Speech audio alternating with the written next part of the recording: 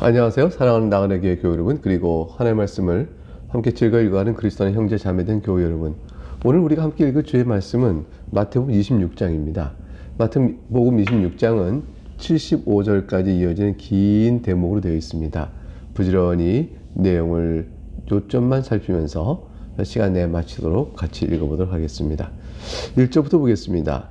예수께서 이 말씀을 마치고 제자들에게 이르시되 너희가 아는 바와 같이 이틀이 지나면 유월절이라 인자가 십자가에 못 박히기 위하여 팔리리라 하시더라. 네 번째 순환 예고입니다. 유월절에 또한 주님이 팔리리라, 즉 죽으리라는 말씀이죠. 유월절의 실체, 유월절에 이스라엘의 대리 속죄를 위해서 어린 양을 잡아 또 주 앞에 바치고 그의 어린 양의 죽음으로 이스라엘 구원받음을 우리가 기억하는데, 예수님께서 바로 유월절 실체이시다라는 사실을 배경으로 하여 이 말씀을 주고 있습니다. 3절 그때 대제사장들과 백성의 장로들이 가야바라는 대제사장의 관정에 모여 예수를 흉계로 잡아 죽이려고 의논하되 말하기를 밀란이 날까 하노니 명절에는 하지 말자 하더라. 의논을 하는 이유는 뭐냐면, 이 가야바라는 대제사장과 또 장로들이 예수의 많은 가르침과 행사가 백성들에게 영향을 주었습니다. 그런데 메시아가 자신이다라는 사실이 민간 가운데 퍼져지고 기대하는 바가 있었죠. 적어도 하나님 보내신 자니 저자를 통해서 하나님께서 세례 요한에게 행하셨던 그 이상의 어떤 일을 하실 것이라 라는 이런 이해가 퍼져 있었습니다. 그래서 저들이 이제 예수님을 두려워하고 백성들처럼 예수님을 하나님 보내신 자로 믿기보다는 도리어 자신들이 믿는 바에 방해된다 해서 죽이려고 했던 것이죠. 그러나 이와 같은 상황에 반대하여 백성을 영적으로 올바르고 신학적으로 지도해야 될 대제사장과 장로들은 그리스도가 오셨으나 바로 보지 못했는데, 그런데 뜻밖의 주님이 오신 것을 바로 보고 그 앞에 깊이 감사하는 사람들도 있었습니다. 그 중에 대표적인 한 예가 바로 옥합을 깨뜨려 향유를 그리스도의 몸에 부었던 여인에 관한 이야기입니다. 그것이 이제 6절과 7절 내용 우선 보죠. 예수께서 베다니 나병 환자 시몬의 집에 계실 때에 한 여자가 매우 귀한 향유 옥합을 가지고 나와서 식사하신 예수의 머리 부으니, 이게 참 놀라운 일입니다. 왜냐하면 향유 옥합은 매우 값이 비싼 거거든요. 근데 조금도 아깝지 않다라는 마음으로 주님의 온몸에 그것을 부었습니다. 또 왜 그랬을까요? 이 여인은 적어도 향유 옥합을 깨뜨려 주의 몸의 머리부터 발끝까지 적시는 일이 조금도 아깝지 않은 일은 그만큼 그리스도에 대한 감사와 또 고백이 있었기 때문이죠. 감사가 크니 그와 같은 헌신이 조금도 아깝지 않은 것입니다. 우리가 그리스도 앞에 나와 헌신한다는 것은 예수 그리스도의 구원의 은혜에 대한 깊은 감사의 인식이 없으면 전부 자기의 종교적 의의가 되고 마는 것이죠. 여인은 이런데 제자들의 반응은 달랐습니다. 8절과 9절을 보게 되면 제자들이 보고 분개하여 이르되 무슨 의도로 이것을 허비하느냐, 이것을 비싼 값에 팔아 가난한 자들에게 줄 수 있었겠도다 하거늘. 마리아의 행한 행위가 어떻게 이렇게 다른지 모릅니다. 가난한 자들을 돕는 것은 물론 착한 일이고 좋은 일이죠. 그러나 주님께 행해야 될 일 또한 중요한 일입니다.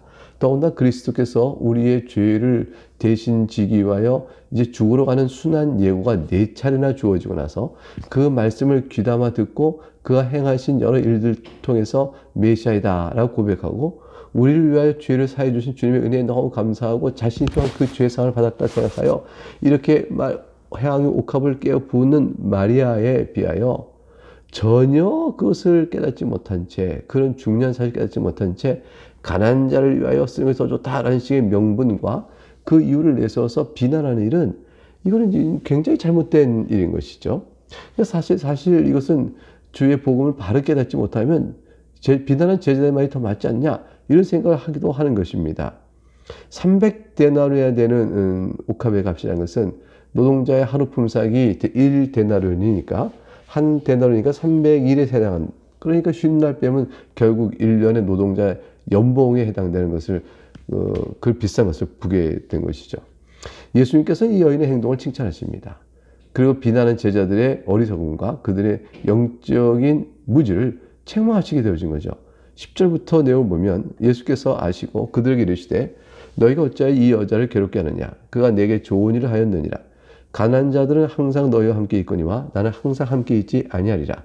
이 여자가 내 몸에 이 향유를 부은 것은 이게 중요한 말이죠. 내 장례를 위함이니라.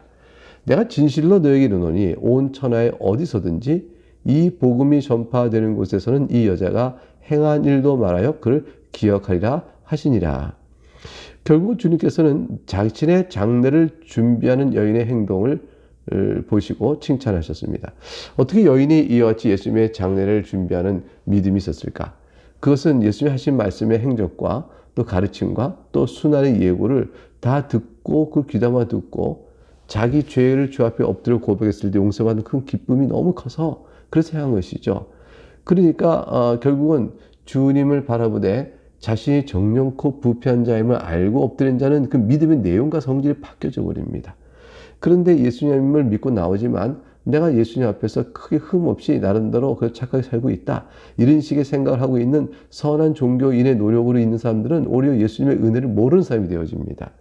그러니까 교회에 나오지만 어려서부터 교회에 나와서 종교 생활을 했을 뿐 주님의 복음에 대한 진실한 자기 고백이 없게 되어지면 그와 같이 되고 마는 것이죠. 그 하나님께서 그런 경우를 그로 하여금 자신이 부패한 자임을 보게끔 하신 계기를 주세요. 그래서 어려서부터 신앙생활은 종교적인 행위를 넘어서서 자신의 절망을 깨닫고 나서야 주님의 복음의 복음됨을 더욱더 깊이 하는 그런 일들이 참 많게 되어지죠.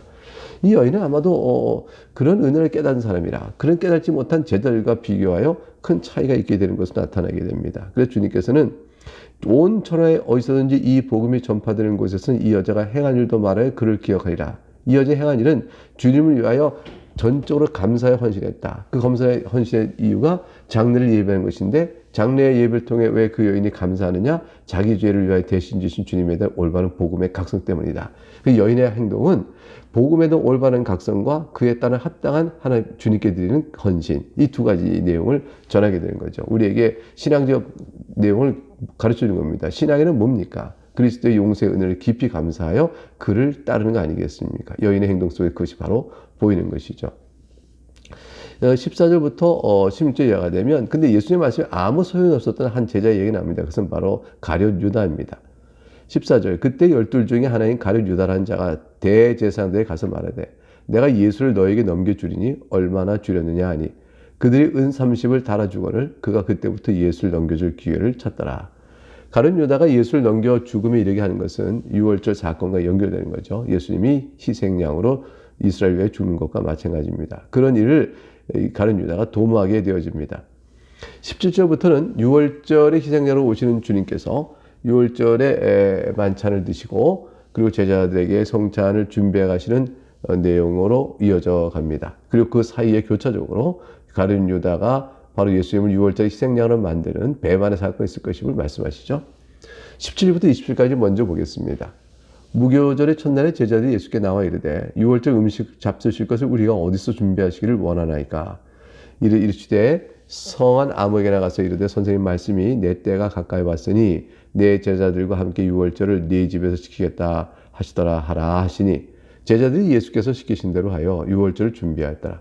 저물 때 예수께서 12제자와 함께 앉으셨더니 결국은 예수님께서 무교절 첫날 이것들은 이제 유월절도 무교병을 먹기 때문에 무교절의 첫날이라고도 일컬어집니다. 보통은 이제 유월절 하루 그 다음부터 무교절이지만 크게 전체적으로 유월절을 무교병의 첫날이라고 부르기도 하죠. 예수님께서 그날에 이제 유월절을 보내실 준비를 시켰습니다. 그리고 21절에 그들이 먹을 때 이르시되 내가 진실로 너에게 이르노니 너희 중에 한 사람이 나를 팔리라 이렇게 말씀하셨습니다. 이 말씀을 듣고 제자들 가운데서 어때요? 아니 주님 어떻게 그런 일이 있습니까? 그게 접니까? 22절 그들이 몹시 근심하여 각각 여쭈어되 주여 나는 아니지요 이렇게 물었습니다. 얼마나 양심이 찔리고 가슴이 덜컥하고 사지가 벌벌 떨릴까요? 가룟 유다라면 말이죠. 23절 예수님께서 대답해 이르시되 나와 함께 그릇에 손을 넣는 그가 나를 팔리라. 24절 인자는 자기에 대하여 기록된 대로 가거니와 인자를 파는 그 사람에게는 화가 있으리로다. 그 사람은 차라리 태어나지 아니하였더라면 제게 좋을 뻔하였느니라. 이렇게 된 말씀 속에는 결국은 주님께서 이 가룟 유다의 악행을 미리 다 보고 계심을 가룟 유다에게 이미 어떻게 돼요? 알려주고 가룟 유다가 행하는 일이 어떤 의미 있는가를 미리 깨우쳐주고 있는 것이죠. 그럼 이 말 들으면 유다라면 얼마나 사지가 벌벌 떨고 양심이 벌벌 떨고 혹시 회개와 돌이켜서 두려움 속에 있지 않을까요? 근데 유다는 태연했습니다. 25절 보니까 예수를 파는 가룟 유다가 대답하여 이르되 랍비여 나는 아니지요. 대답하신 네가 말하였도다. 아니지요 라고 이렇게 말합니다. 어떻게 이 뻔뻔함을 무엇을 말할까요? 양심의 화인마다 악마와 같다 할 것입니다. 예수님께서 네가 말했다 하므로 그의 악행에 내가 아니죠 하는 말에 대답을 정확히 주셨습니다. 그럼 이것은 사실 가룟 유다에게는 회개의 기회가 한번 찾아온 거죠. 그런데 전혀 그렇지 않습니다. 자, 26절부터 예수님께서는 그러한 계획을 삼아서 6월절 만찬을 식사하시면서 오늘 우리가 나눈 성찬의 예식을 성찬 예식이라는 성례를 제정하신 사건이 이어지게 됩니다. 26절부터 30절까지 읽어보죠. 그들이 먹을 때 예수께서 떡을 가지사 축복하시고 떼어 제자에게 주시며 이르시되 받아서 먹으라 이것은 내 몸이라 하시고 또 잔을 가지사 감사기도 하시고 그들에게 주시며 이르시되 너희가 다 이것을 마시라 이것은 죄 사함을 얻게 하려고 많은 사람을 위하여 흘리는 바 나의 피 곧 언약의 피니라. 그러나 너희에게 이르노니 내가 포도나무에서 난 것을 이제부터 내 아버지의 나라에서 새 것으로 너희와 함께 마신 날까지 마시지 아니하리라 하시니라. 이에 그들이 찬미하고 감난산으로 나아가니라. 성찬이 제정이 되었습니다. 주님께서는 장차 이루실 구원 사건을 미리 보시고 6월절의 사건이 바로 예표적이므로 그걸 통하여 이제 만찬을 행하심으로 인해서 새롭게 십자가 구원 사건을 통해 이루어질 귀한 구원 사건 절정, 구원 사건의 본래 모습, 완성된 모습을 성만찬 의식으로 저들에게 제시해 주었습니다. 구약의 예언자와 그림자가 실제히 그리스도를 통해서 이루어진 것을 말씀하는 거죠. 이것은 내 몸이라 떡을 되어주는 말씀하시고 또 포도주를 나눠주시면서 너희의 죄사함을 위하여 흘린 바 된 나의 피 곧 언약의 피다 했습니다. 예수님의 죽음 없이는 누구도 구원을 이룰 수 없음을 보여주는 대목이라 할 것입니다. 이제 감난산에서의 31절 이하에 보면 순환의 예고가 있고요. 그 다음에 이제 베드로의 거기에 대한 응답으로서의 호언장담의 얘기가 나옵니다. 31절 보니까 그때 예수께서 제자에게 이르시되 오늘 밤에 너희가 다 나를 버리리라. 기록된 바 내가 목자를 치리니 양의 떼가 흩어지려 하였느니라. 이렇게 순환 예고를 다시 주시니까 32절에 베드로 그리고 이제 32절에 이어서 내가 살아난 후에 그러나 부활을 꼭 얘기하시죠. 그것이 끝이 아니거든요. 소망은 부활에 있습니다. 너희보다 먼저 갈릴리로 가리라 이렇게 말씀하셨어요. 근데 베드로가 이렇게 대답합니다. 모두 주를 버릴지라도 나는 결코 버리지 않겠나이다. 예수께서 말씀하시죠. 내가 진실로 너에게 이르노니 오늘 밤 닭 울기 전에 네가 3번 나를 부인할 것이라. 베드로가 말합니다. 내가 주와 함께 죽을지언정 주를 부인하지 않겠나이다 하고 모든 제자도 그렇게 말하니라. 사실 예수님의 순환 예고 앞에 내가 주님을 버리지 않겠습니다. 결코 버리지 않겠습니다. 이렇게 말할 게 못 돼요. 왜냐하면 주님의 순환 예고는 우리의 죄를 위하여 죽으시는 길이고 그는 홀로 그분만 가시는 길이고 우리는 따라갈 수 없다는 일을 알고 주 앞에 찬미를 올려야 되는 것이거든요. 기도로 주의 사역을 위하여 엎드려 기도할 따름이어야 됩니다. 근데 베드로가 자기 나서겠다는 말은 그들이 순환 예고를 올바로 이해하지 못하겠다는 사실을 도리어 보여주는 것이죠. 그래서 이제 예수님께서는 이제 36절, 46절에 겟세마네 기도에 들어가는데 홀로 가신 그 길을 위해서 이들은 예수님의 뒤를 따르지를 못하고 우리 영적으로 나태하고 결국 그렇게 졸기만 하는 일이 벌어지는 것입니다. 예수님이 가는 길에 누구도 따라갈 수가 없지요.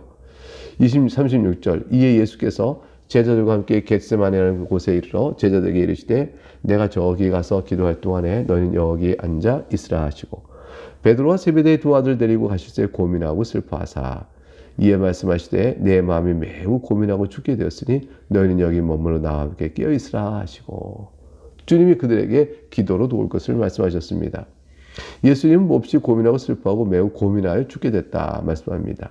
죽음 자체, 육체의 죽음 자체를 두려워하신 것이 아니고 주님이 당하시는 그 죽음의 이유가 모든 택한 자의 죄의 사함을 위하여 무서운 진노의 하나님의 형벌을 몸에 받는 것이기 때문에 영혼과 몸에 받는 것이기 때문에 그렇습니다. 요동치는 것이죠. 이러한 상태에서 예수님의 기도는 내 아버지와 만일 할만하시거든 이 잔을 내게서 지나게 하옵소서. 그러나 나의 원대로 마셨고 아버지 원대로 하옵소서. 이렇게 말씀하신 것입니다.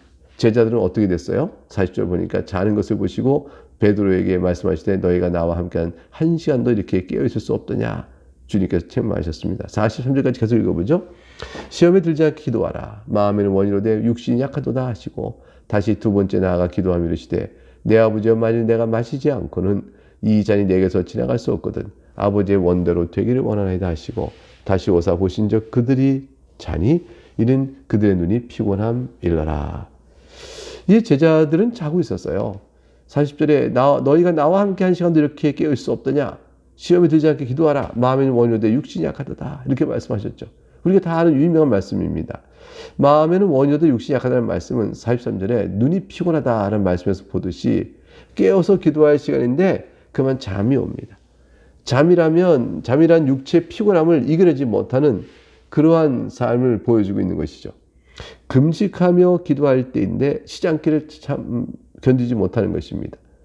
즉 절제를 해야 되는데 절제하지 못하고 육신의 필요와 욕구와 욕망에 따라 행하게 되어집니다. 그러니까 주님께서 말씀하신 것은 지금은 기도할 때다. 기도하지 못하는 육신의 연약함들, 또 욕망들, 또 지금은 주의 말씀 가운데 서 있을 것이다. 근데 말씀을 읽지 않는 게으름과 나태. 지금은 찬송하며 주 앞에 나갈 것이다 할 때 찬송을 올리지 않는 태도. 주 앞에서 이만 자신이 가진 것을 감사함으로 드려야 될 때다.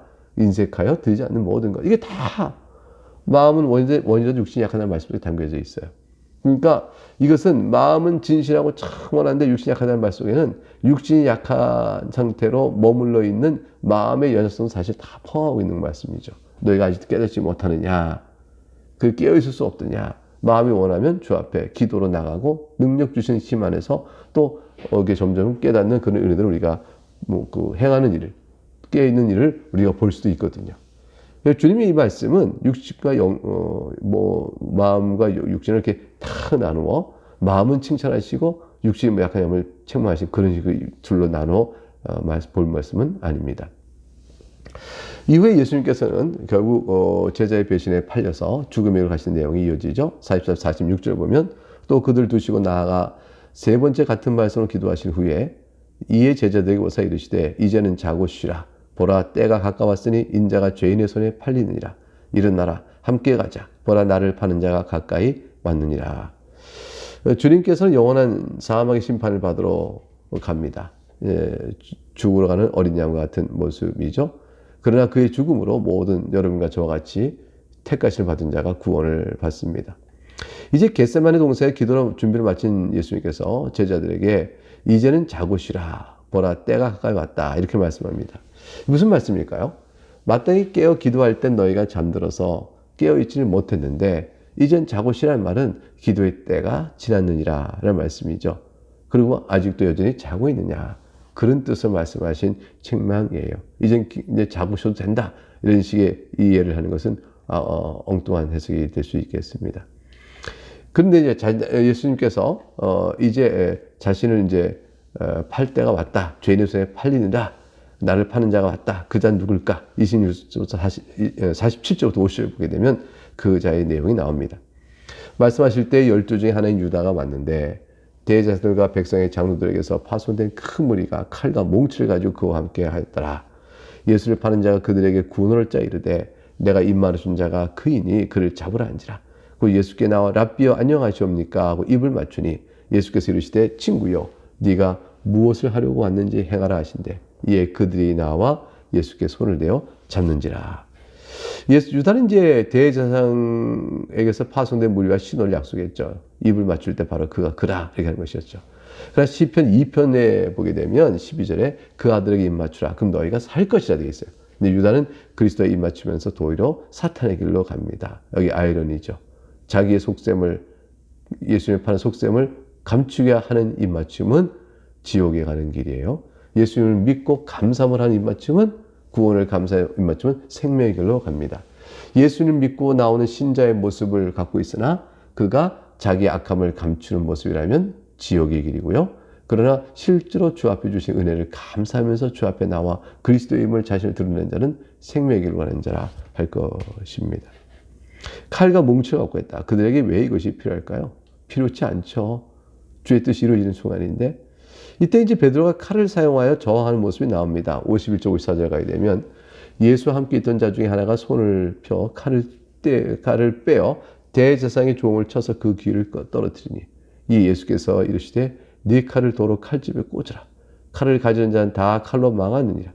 너는 내가 내 아버지께 구하여 지금 12군단 더 되는 천사를 보내시게 할 수 없는 줄을 아느냐. 내가 만일 그렇게 하면 이런 일이 있어야 한 성경이 어떻게 이루어지겠느냐. 주님께서는 칼로 대하지 않으시고 저들을 힘으로 대하지 않으신 것은 죽음으로 가는 고난에 연약한 어린 양의 모습으로 사역을 이루시는 뜻 가운데 있기 때문입니다. 이 55절과 56절 전반지에 그때에 예수께서 우리에게 말씀하시다 너희가 강도를 잡는 같이 칼과 몽치를 가지고 나를 잡으러 나왔느냐? 내가 날마다 성전에 앉아 가르치셨을 때 너희가 나를 잡지 아니하였도다. 이게 저들의 악함이죠. 진리의 말씀 앞에서는 저희들이 함부로 대하지 못하고 백성들의 눈이 피하게 된 것은 그런 불구하고 이제는 이 캄캄한 어둠에 밤에 사람들의 시선을 피할 칼을 몽치고 잡으러 왔습니다. 그러나 이렇게 된 것은 다 선지자의 글을 이루려 함이다 하시더라. 그래서 56절 하반절에 이에 제자들이 다 예수를 버리고 도망하니라. 참 예수님은 영적으로 자기를 잡으러 온 자들에게 교훈을 주고 있는 이 자리 속에서 제자들이 그 말씀을 깨달았으면 힘을 얻을 텐데 저들이 오히려 도리어 도망치고 말았습니다. 그래서 예수님께서 이제 57절에 가니까 그 상황이 어떻게 될까요? 베드로의 호언 장담도 있었는데 어떻게 될까요? 예수를 잡은 자들이 그를 끌고 대제사장 가야바게로 가니 거기 서기관과 장로들이 모여 있더라. 베드로가 멀찍이 예수를 따라 대제사장 집들에까지 가서 그 결말을 보려고 안에 들어가 하인들과 함께 앉았더라. 과연 예수님이 가는 길 어디니 쫓아가겠다. 죽을 때까지 따라가겠다 했는데 과연 따라왔느냐요?